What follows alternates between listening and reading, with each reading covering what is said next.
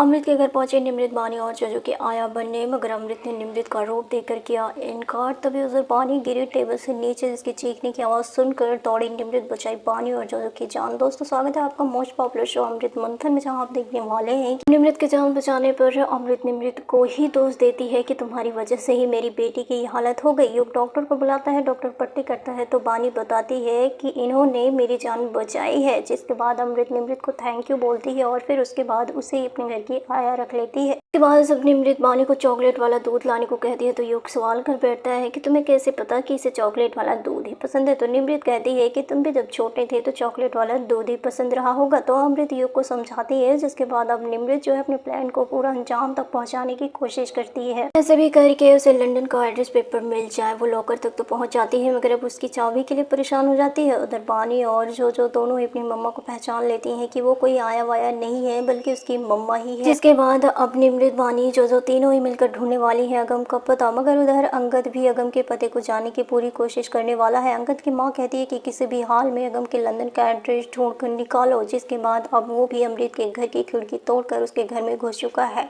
मगर दोस्तों, अब देखना ये है कि आखिरकार अगम का एड्रेस मिलता किसको है और फिर अगम तक पहुंचता कौन है, निमृत या फिर उसका नया दुश्मन अंगद। फिर आगे की अपकमिंग अपडेट के लिए चैनल को जरूर सब्सक्राइब कर लीजिए।